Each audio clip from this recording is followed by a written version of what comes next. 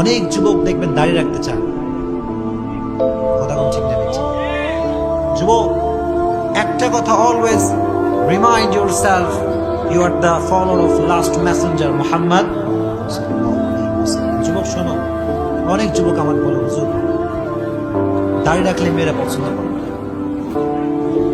ঠিক আছে না প্রিয় ভাই কথাটা? দাঁড়িয়ে রাখলে কারা পছন্দ করে না? আমি এই কথা আগেও বলছি, আজও বলছি। যদি যুবকরা, just young people, try to think about it. Listen me full consideration. শোনো, মনোযোগ দিয়ে শোনো।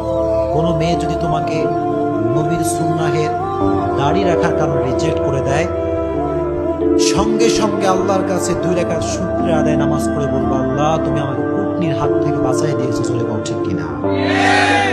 তুমি বাঁচাই দিয়েছো। কারণ যেই মেয়ে নবীর সুন্নাহের দাড়িকে পছন্দ করে না, সেই মেয়ে কখনো আমার বউ হওয়ার যোগ্যতা রাখে না। কথা কও ঠিক না বেঠে? সে তোমার বউ হওয়ার যোগ্যতা রাখে না।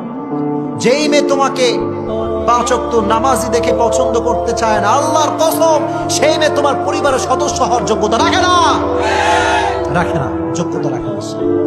মেয়ে বিয়ে করবা সেই মেয়েকে, যেই মেয়ে বলবে আমার টাকা পয়সা চাই না, আমার ধন সম্পত্তি চাই না, হিউজ মানি আমার চাই না, ডুপ্লেক্স ট্রিপ্লেক্স হোম আমার চাই না, আমার চাই একজন চরিত্রবান দিনদার নামাজি সন্তান। ঠিক কিনা? কথা ঠিক না? যেই মেয়ে সুন্দর চরিত্রবান ছেলে চাইবে, যুবকরা তোমরা চোখ বন্ধ করে কবুল করবা, পারবা তো ইনশাআল্লাহ?